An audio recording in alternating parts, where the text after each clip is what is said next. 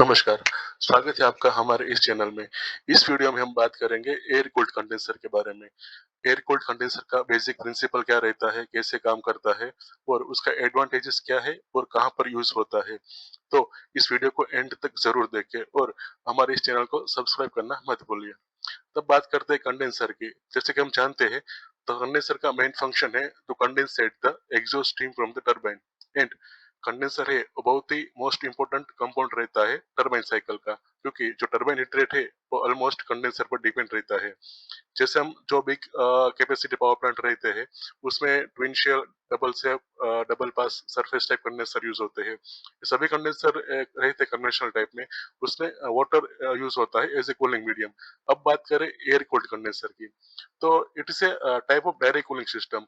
मतलब जो surface conductor रहता है, सरफेस कंडेंसर रहता है, उसमें वाटर यूज होता है as a cooling medium, right. But इस एयर कूल्ड कंडेंसर में वाटर यूज नहीं होता, सो इसे वाटरलेस कंडेंसर भी कहते हैं।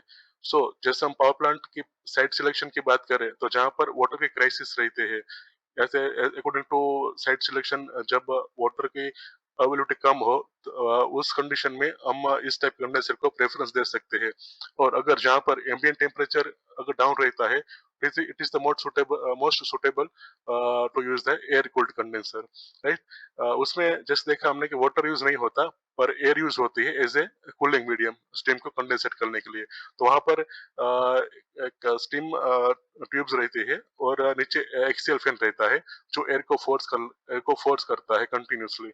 सो steam and air will come in contact in direct and steam will be condensate. उसके बेसिक प्रिंसिपल की बात करें, तो जैसे कि हमारा लो प्रेशर टरबाइन रहता है उसमें तो एग्जॉस्ट स्टीम आते हैं कोल या तो ट्यूब में, ये ट्यूब्स है। और ट्यूब्स पर मल्टीपल फिन्स रहते हैं। फिन्स का मेन एम रहता है to increase the surface area. अगर उसका सरफेस एरिया बढ़ेगा तो एयर और स्टीम का है वही ट्रांसफर रेट ज्यादा होगा। सो जल्दी से और maximum condensate will be achieved, right. तो जैसे बात करें तो स्टीम टरबाइन में से ट्यूब्स में आएगी स्टीम और इस ट्यूब्स पर मल्टीपल फिन्स रहेगी, राइट। और नीचे से एक एक्सियल फैन रहता है जो कंटिन्यूसली एयर को ब्लो कराता है।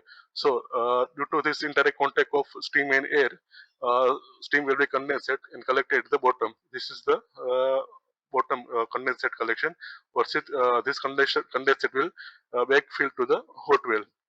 अब हम उसकी 3D एनिमेशन की बात करें, तो ये है स्टीम का मेन पाइप। यहाँ पर हमने सिंगल यूनिट दिखाया हुआ है फॉर अंडरस्टैंडिंग पर्पस। ऐसे मल्टीपल यूनिट्स रहते हैं सीरीज में according to the plant capacity और स्टीम इनफ्लो, राइट। सबसे पहले बात करें, यहाँ से स्टीम एलपी टरबाइन से स्टीम आती है, इस स्टीम पाइप में आएगी और स्टीम पाइप में से यहाँ पर फिन्स है और फिन्स पे पास होगी। इसका कंस्ट्रक्शन देखे तो इस तरह से रहता है।